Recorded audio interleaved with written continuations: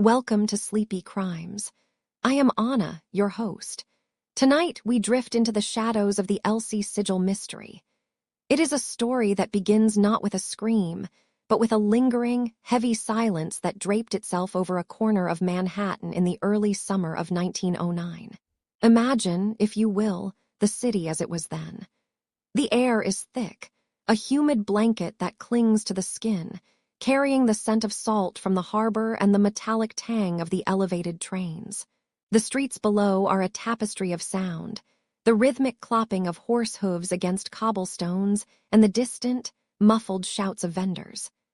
But as we move away from the bright lights of the grand avenues and turn toward the district known as Hell's Kitchen, the noise begins to soften, swallowed by the heat. We find ourselves standing before a 4-story brick building at 782 8th Avenue. On the ground floor, a restaurant serves the neighborhood, the aroma of spices and frying grease drifting upward through the floorboards.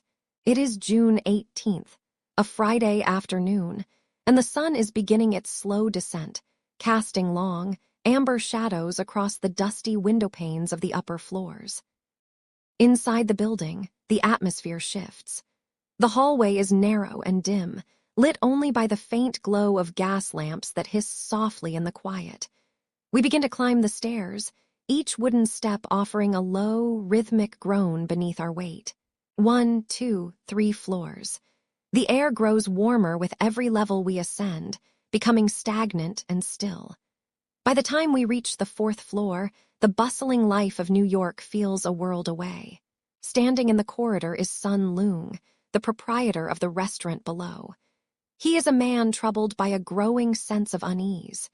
His cousin, a young man known to many as William Leon, has not been seen for days.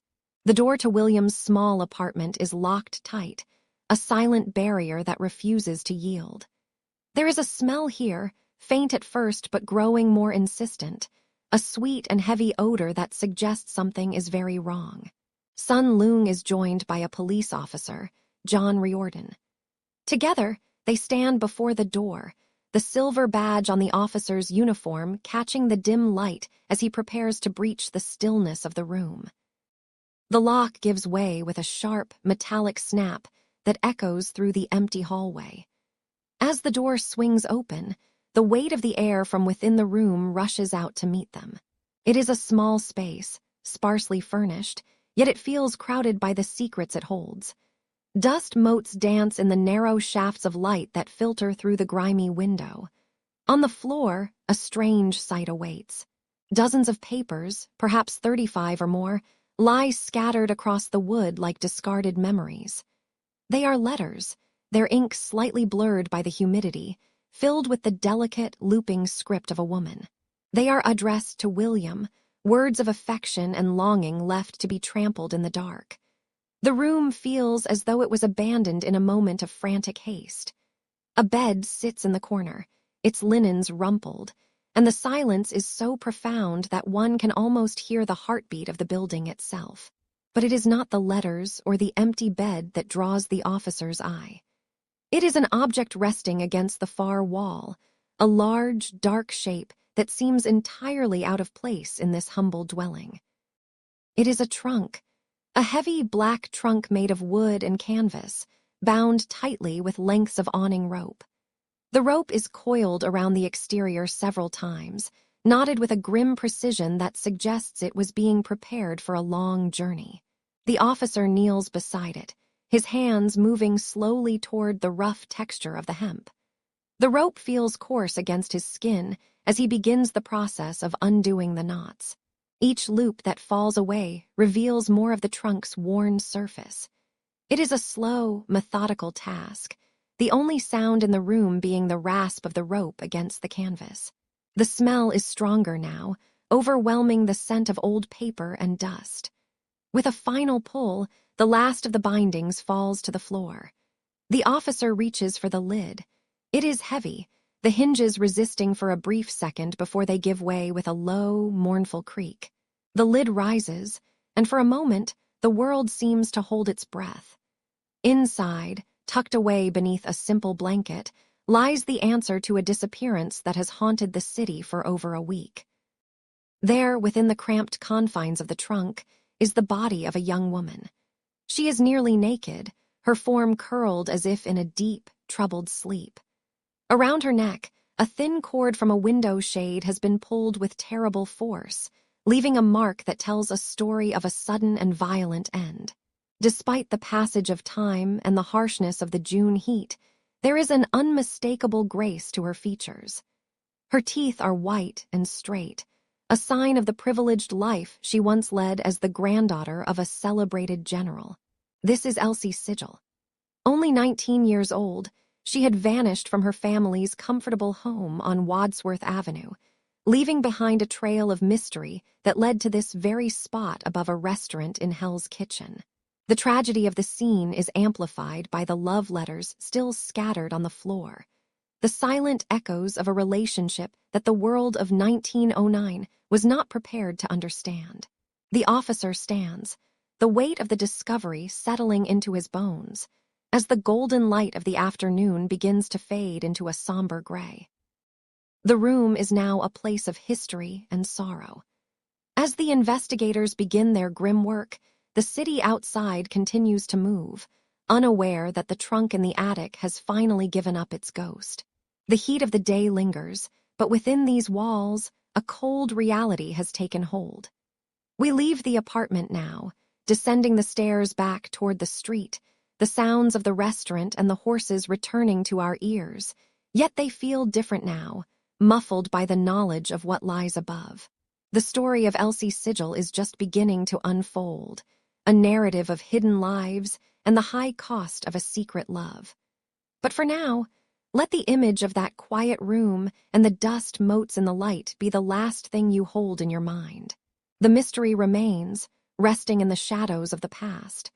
Close your eyes, breathe deeply, and allow the details of the evening to soften into the edges of sleep. You are safe in the present, far from the echoes of 1909.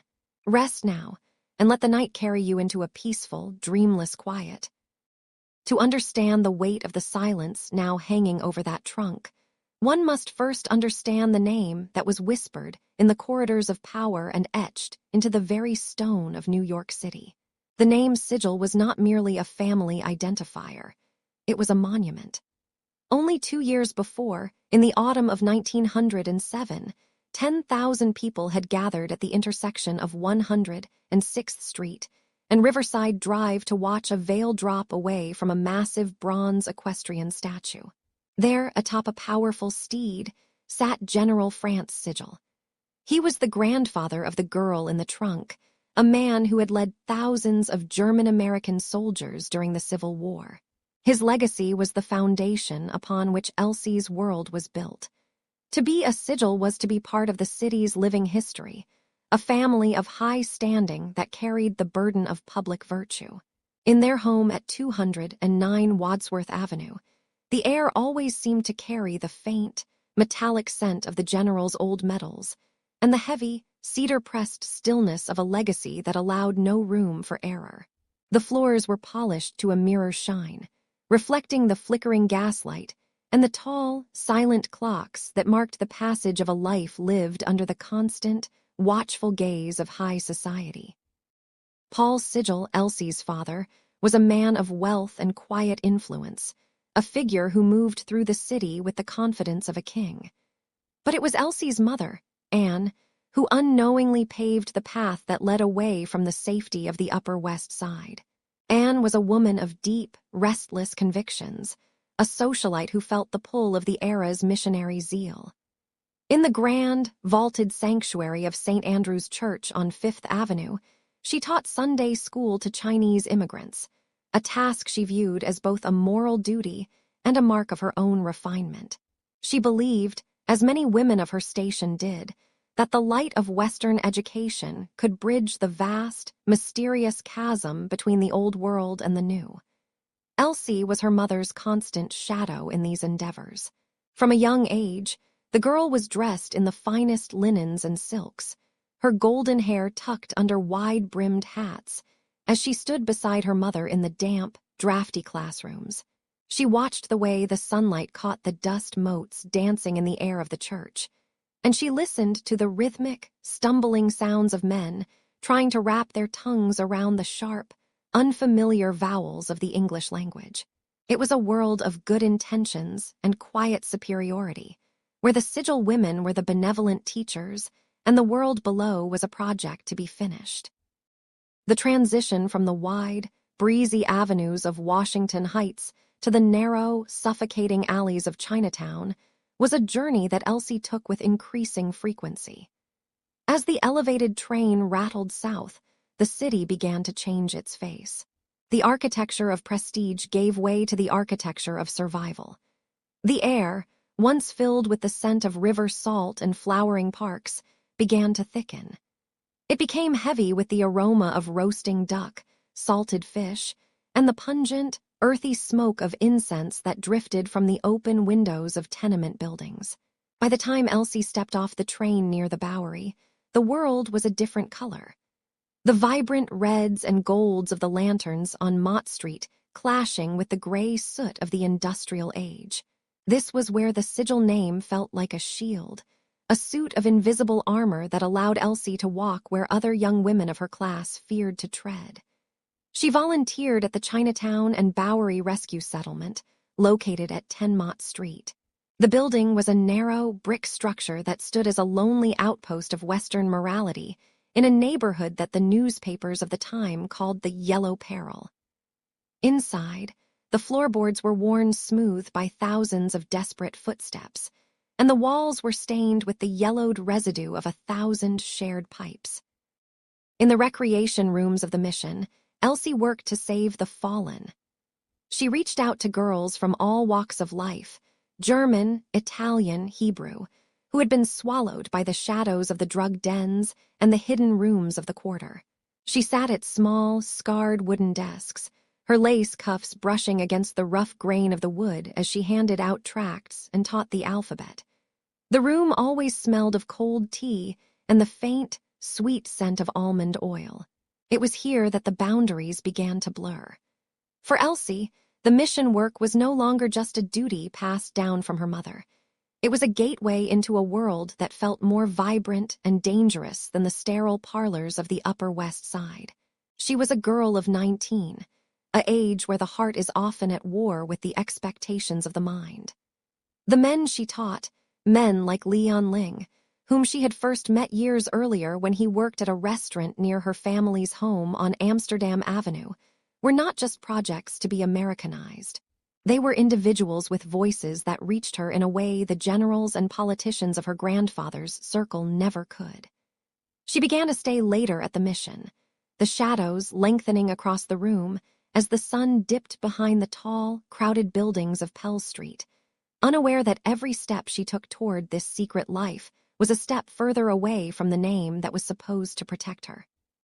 The pressure to remain the perfect Sigil girl was a constant, low-frequency hum in her life. Her father, Paul, grew increasingly uneasy with her fascination with the downtown quarters, his voice rising in the quiet of their Wadsworth Avenue library as he urged her to stay among her own kind. He saw the dangers not as a moral failing, but as a threat to the family's carefully curated standing. He understood that a single crack in the porcelain facade of their reputation would be impossible to mend. Yet, Elsie continued. She moved between two worlds, a ghost in both. In the morning, she was the granddaughter of a hero, pouring tea from a silver pot and discussing the latest charity gala. In the evening, she was a quiet presence in the dim hallways of Chinatown, her heart racing as she moved through the fog-slicked streets. The high standing of her name gave her the freedom to explore, but it also built the walls of her prison. She believed she could bridge the two lives, that the bronze statue of her grandfather would always stand guard over her, no matter how deep into the shadows she wandered. She could not hear the creak of the trunk's lid yet, nor could she see the rope that would eventually silence the Sigil name forever in the heat of that June 1909 summer. The air inside the apartment at 700 and 82 8th Avenue was thick, stagnant with the weight of summer, and the sharp, metallic tang of something far worse. As the investigators moved through the small rooms, their boots clicked against the uneven floorboards, a rhythmic intrusion into a silence that had held for days. They found more than just the heavy, rope-bound trunk that had begun to leak its terrible secrets into the hallways. Scattered across the floor, tucked into drawers, and stuffed into the pockets of discarded coats was a mountain of paper. It was as if a storm of ink and parchment had broken over the room. Hundreds of letters, some neatly folded and others crumpled in haste, lay like fallen leaves in autumn. The detectives knelt among them, their fingers brushing against the fragile edges of stationery that looked entirely out of place in this Spartan, shadowed space. The scent of the paper was a mix of old cedar and the faint, lingering perfume of a woman who had spent her days in the drawing rooms of the wealthy and her nights in the hidden corners of the city. Among the mass of correspondence, 35 letters stood out. They were written in a delicate, looping hand, the ink still dark and bold against the pale blue paper of her father's business stationery. These were the words of Elsie Sigel, the girl the world thought was a prim, dutiful missionary. But the words on these pages did not speak of scripture or salvation. They spoke of a burning, desperate devotion. One letter, written while her mother was away, begged her dearest Willie, Leon Ling, not to think she would ever give him up for anyone. Her handwriting seemed to dance with an frantic energy, the letters leaning forward as if trying to rush toward the man who would eventually be accused of her end. The detectives read of the sacrifices she claimed to have made, the loss of her family's approval, the turning away of her friends, the risk of her very reputation, all for the sake of the man she called her own. It was a revelation that shattered the polished veneer of the Sigel name, exposing a life lived in a passionate, dangerous shadow. The discovery did not stop at the 8th Avenue apartment. The trail of ink led the authorities further into the heart of Chinatown, to the ornate and bustling Port Arthur restaurant on Mott Street. In the private rooms of the manager, a man named Chu Gain, the police found another cache of correspondence that deepened the mystery into a tangled, suffocating knot. There were over 200 more letters from Elsie, even more endearing and intimate than those found in the trunk room. She addressed Chu Gain as her own dearest beloved, her words weaving a second, parallel life that mirrored her time with Leon Ling. She moved between these two men with a complexity that the investigators could hardly fathom. In some letters, she urged Chu Gain not to be jealous of the time she spent with Willie, explaining her presence in Leon's life with a mixture of deflection and hollow reassurance. The image of the simple missionary girl was gone, replaced by a woman caught in a volatile triangle of affection and mounting rivalry.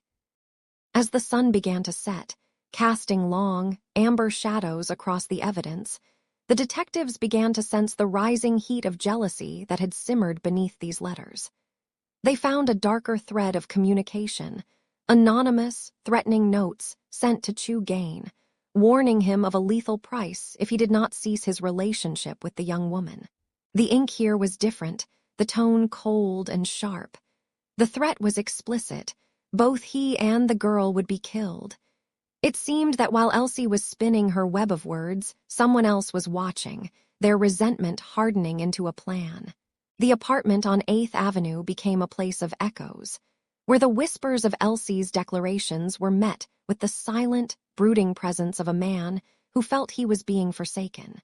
The jealousy was a physical presence in the room, as tangible as the dust motes dancing in the fading light, suggesting that the motive for the crime was not a sudden burst of rage, but a long-boiling fever of possessiveness.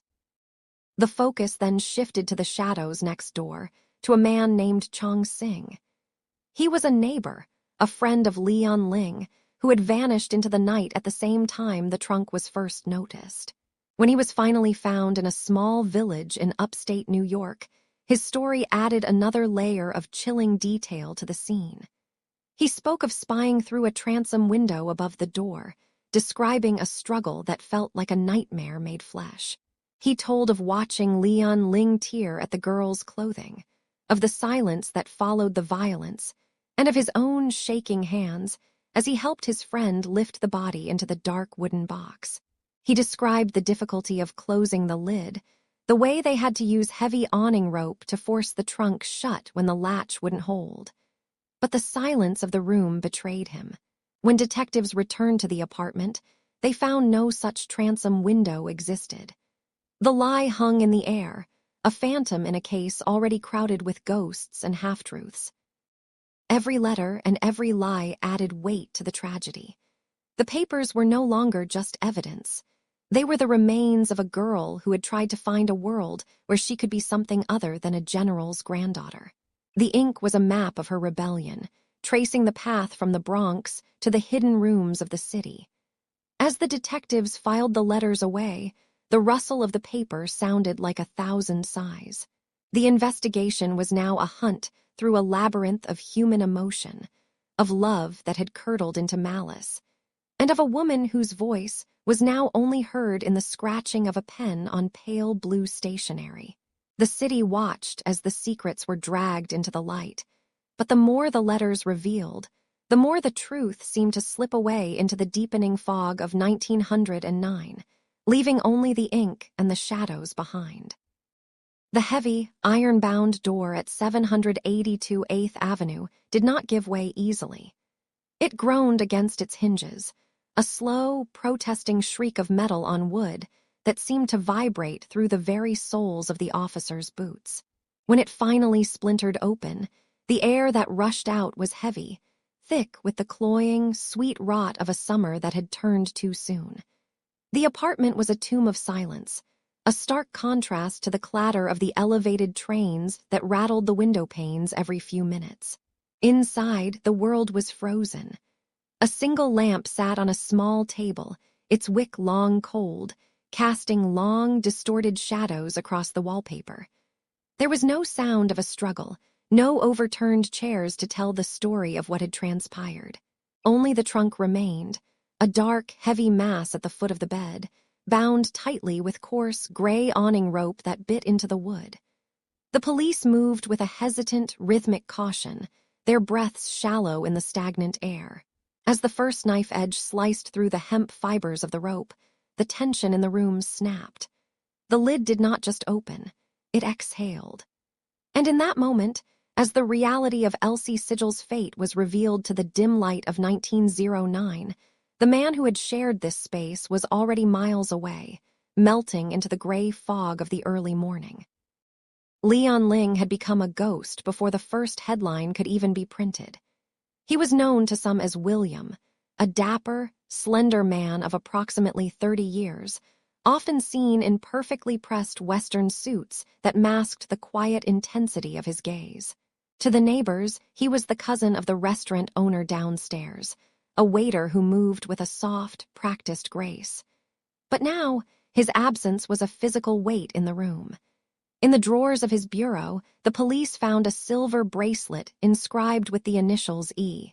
J.S., a delicate piece of jewelry that looked tragically out of place against the rough grain of the wood. Beside it lay a stack of over 100 letters, their envelopes smelling faintly of lavender and old paper. 35 of those letters bore the handwriting of the girl in the trunk. The search began not with a shout, but with the frantic, rhythmic tapping of telegraph keys. In the dark, ink-stained corners of the police precincts, the machines clattered incessantly, sending Leon Ling's description out into the night like a warning. The city felt smaller, tighter, as every narrow alleyway and shadowed doorway in Chinatown became a place of suspicion.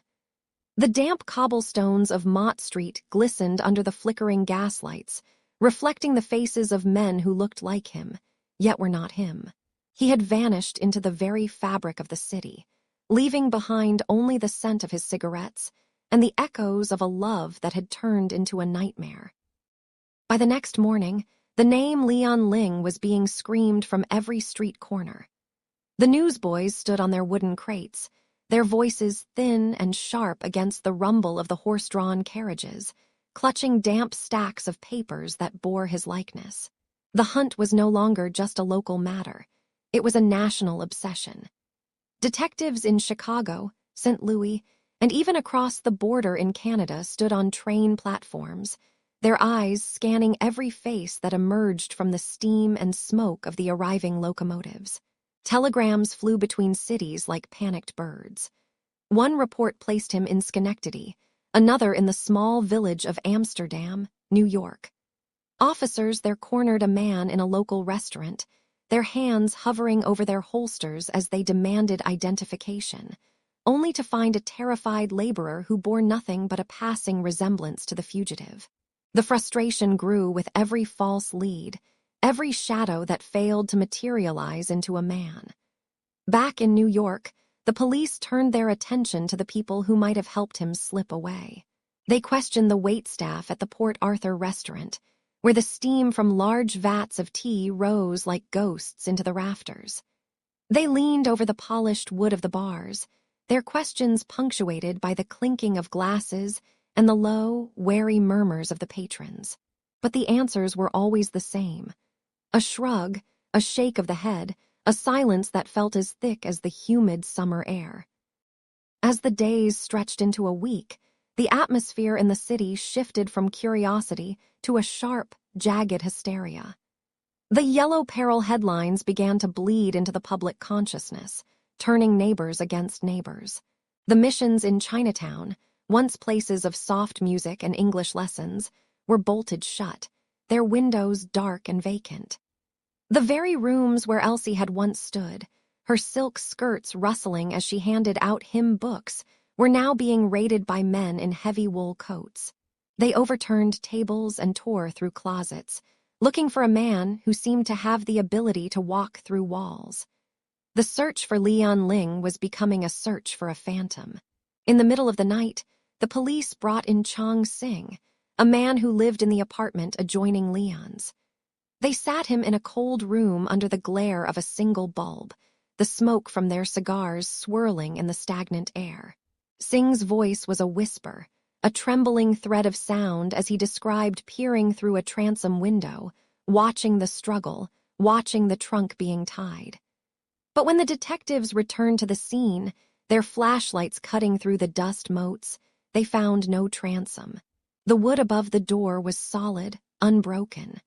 Every witness seemed to be caught in a web of their own making, their stories shifting like the tide, while the man at the center of the storm remained perfectly, terrifyingly still in his absence. The trail did not just grow cold, it seemed to evaporate. The police followed a lead to a boarding house in Baltimore, only to find an empty room with a window left swinging in the breeze. They chased a sighting in a lumber camp in the north, finding only the sound of axes against wood and the smell of pine. Leon Ling was a master of the invisible.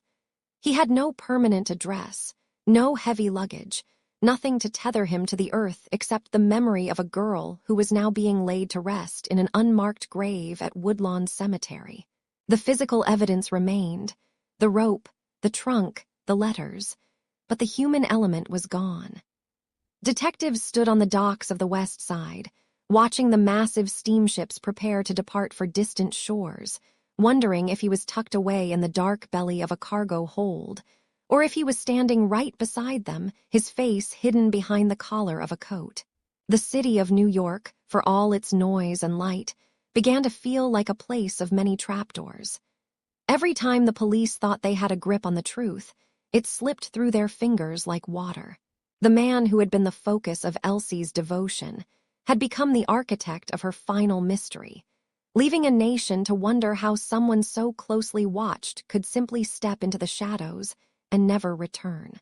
The newspapers eventually moved on to other scandals, the ink on the pages fading to a dull gray, but the empty space where Leon Ling should have been remained, a hollow point in the heart of the story that would never be filled. The disappointment in Baltimore lingered like the stale scent of cigar smoke in a closed room. But as the investigators turned their weary eyes back toward the skyline of Manhattan, they found a city that had been utterly transformed by the ink of 1,000 printing presses. The year 1909 was a time of ravenous hunger for scandal, and the New York newspapers were more than willing to provide a feast. Picture the streets at dawn, the cobblestones slick with a fine morning mist that catches the dim, flickering glow of the remaining street lamps. Before the sun even breaks the horizon, the silence is shattered by the shrill, desperate cries of newsboys. They stand on every corner, their voices cracking as they shout the latest headlines, waving damp sheets of paper that smell of fresh lead and chemical solvents. These papers did not merely report the news. They sculpted it, molding the tragedy of Elsie Sigel into a spectacle that could be sold for a single copper penny. The ink was barely dry on the pages before the public began to consume the narrative, a story that painted the granddaughter of a Civil War hero as a tragic figure lost in a labyrinth of shadows.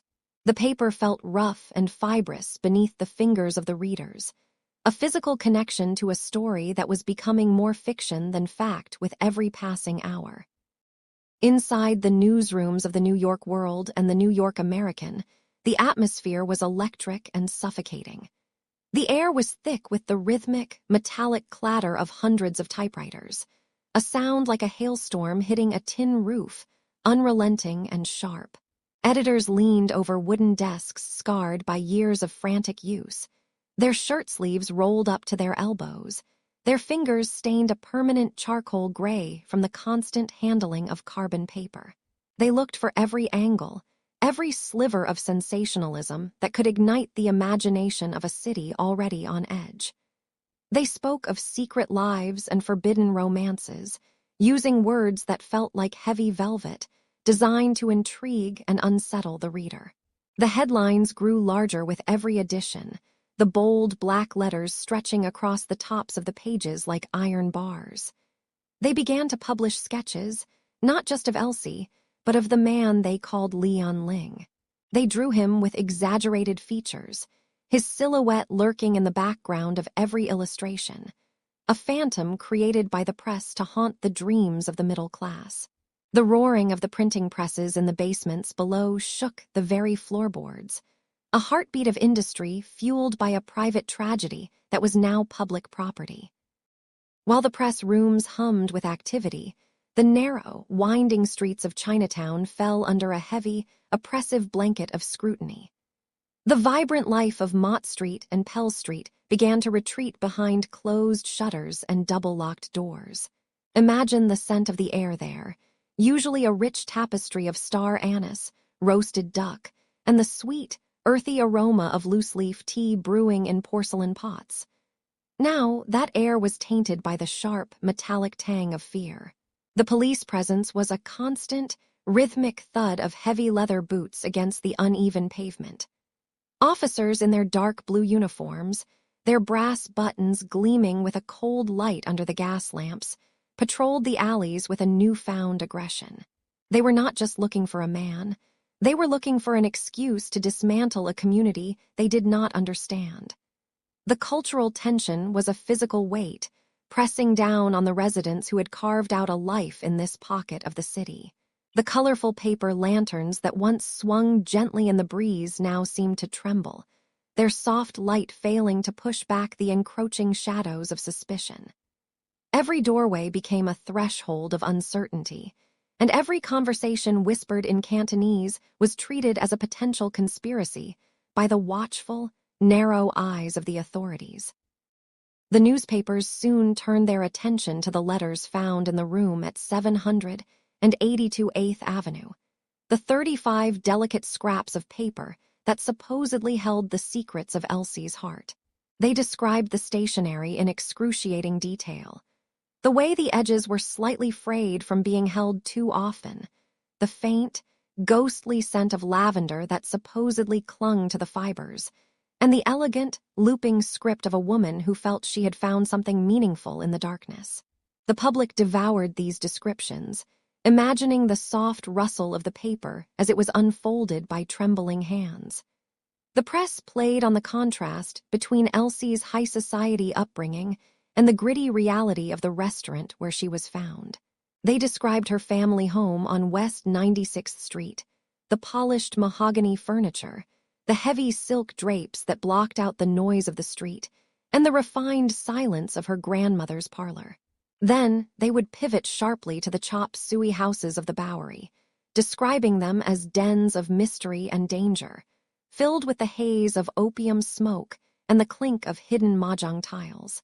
This juxtaposition was a deliberate tool, a way to sharpen the divide between the known world of the white elite and the unknown world of the immigrant community, turning a murder investigation into a cultural war.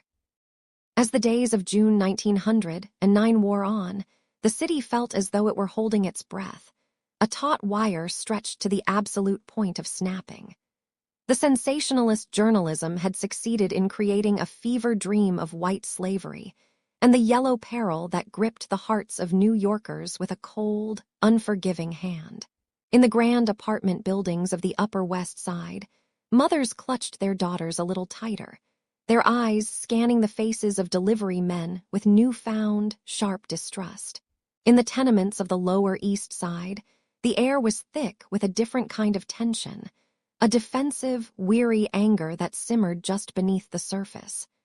The divide was no longer just a matter of geography or wealth. It was a psychological canyon that seemed impossible to bridge. People walked faster on the sidewalks, their heads down, the rustle of the morning paper tucked under their arms sounding like the dry, dead leaves of autumn. The city was a chorus of conflicting voices, a symphony of whispers and shouts that all centered on the missing Leon Ling and the tragic end of a girl who had tried to move between two worlds. The shadows in the alleyways seemed deeper, the nights longer, and the silence of the city after midnight was no longer peaceful, but haunted by the ink-stained specters of the morning edition. This was the climate in which the investigation struggled to breathe. Every lead was scrutinized by a public that felt it owned a piece of the tragedy, thanks to the relentless, daily coverage of the Hearst and Pulitzer empires. The police felt the crushing weight of expectation, their every move documented and criticized by reporters who were more interested in a thrilling story than a just conclusion. The truth was being buried under layers of sensationalism, hidden beneath grand narratives of betrayal and cultural collision.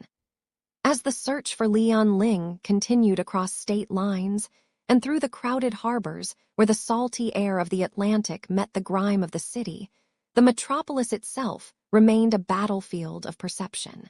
The cobblestones, the brickwork, the very air of New York seemed to absorb the stories being told, holding onto the tension like a sponge. And through it all, the memory of Elsie Sigel, the actual person, the young woman who volunteered her time and sought connection, began to fade. She was being replaced by a character in a drama that the city could not stop reading, a symbol used to justify raids and fuel a fire of xenophobia that would burn for years to come. The investigation was no longer just about a crime.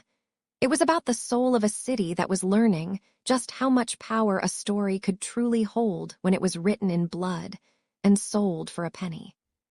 The great stone lions of the city seemed to watch with heavy, unblinking eyes as the summer of 1909 began to wane. In the Bronx, the Sigel family home, once a place of bustling missionary work and the proud legacy of a Civil War hero, was now a tomb of silence. The grandfather, General France Sigel, had been a man of iron and thunder, a leader of thousands who had fought for the soul of a nation. But now, his name was no longer spoken in the hushed tones of respect. Instead, it was screamed from the ink-stained pages of the daily tabloids, forever tethered to the darkness of a trunk in a lonely room on 8th Avenue. The mahogany clock in the foyer ticked with a slow, rhythmic finality, each second a heavy drop of water in a vast, empty well. Inside the parlor, the air was thick with the scent of lilies, and the stale, cold weight of grief that no amount of ventilation could scrub away. The windows were draped in heavy velvet, blocking out the golden New York sun, as if the family could simply shutter themselves away from the world that had turned their private tragedy into a public spectacle. The hunt for Leon Ling, the man the world knew as William, became a ghost story whispered in the narrow alleys and the wide, sweeping avenues. Detectives with weary eyes and ink-stained fingers spent months tracing shadows. They followed leads that dissolved like mist over the East River. There were rumors of a man matching his description boarding a steamship for Canada, his face hidden beneath the brim of a salt-stained cap. Others claimed he had already crossed the Pacific, returning to a rural farm in China where the reach of the New York Police Department could never find him. The mysterious telegram sent from Washington on June 11th, only 2 days after Elsie vanished, remained a haunting puzzle. Had it been Leon himself, standing in a crowded station, tapping out a message of false hope to the Sigel family? Or was it a cruel distraction designed to buy the killer more time to vanish into the obsidian depths of the underworld? The paper of that telegram, once held by a father's trembling hands, now lay yellowed and brittle in a dusty evidence file, its promise of a Sunday evening return long since withered into a lie. The room at 782 8th Avenue was eventually scrubbed clean, but the memory of it lingered like a stain on the floorboards. The 35 love letters Elsie had written to Leon were more than just evidence. They were the fragments of a young woman's heart, scattered across a floor of dust and secrets. Each word of devotion, each plea for attention, was read and reread by a public hungry for scandal. To the mother, Alice, the weight of the tragedy was too much to bear. The missionary work she had once championed, the bridges she had tried to build across the cultural divides of Chinatown, had become the very path that led her daughter into the shadows. She found herself in the quiet, sterile rooms of a sanitarium, seeking a peace that the bustling streets of Manhattan could no longer provide. The father, Paul, retreated into a stoic, hollow shell. He had once denied the jewelry was hers, perhaps hoping against all hope that the body in the trunk was a stranger, an interloper in their life, and that his Elsie was still out there, simply lost in the fog of a distant city. Deep within Woodlawn Cemetery in the Bronx, there is a patch of earth where the grass grows thick and undisturbed. Here, near the grand monument of her famous grandfather, Elsie was laid to rest. There is no elaborate headstone to mark her place, no carved marble angel to watch over her sleep. Her grave remained unmarked, a silent choice made by a family that wanted the world to forget the way she had died. The wind rustles through the nearby oak trees, the leaves whispering secrets that have no one left to hear them. The theories of that summer remain frozen in time. Some believe it was a crime of pure emerald jealousy, a heart broken and turned to violence. Others, in their most fevered dreams, imagined that Elsie and Leon had staged the entire scene, fleeing together across the ocean to live a life free from the constraints of 1900 New York society. But the cold reality of the trunk, the awning rope, and the silence of Leon Ling points to a much darker truth. The mystery of the Chinatown trunk was never truly solved, leaving only the fading echoes of a name and the questions that remain unanswered as the decades roll by like slow, heavy waves. As the city outside continues its tireless march into the future, the story of Elsie Sigel remains anchored in the past. It is a tale of two worlds colliding, of a young woman caught between the expectations of her name and the yearnings of her own heart. The gas lamps have long been replaced by electric glows, and the cobblestones are buried beneath layers of asphalt. But if you listen closely on a quiet night, you can still feel the weight of that unfinished story. The case rests now. Let the details fade. You are safe. Close your eyes, breathe deeply, and have a good night. Sleep well.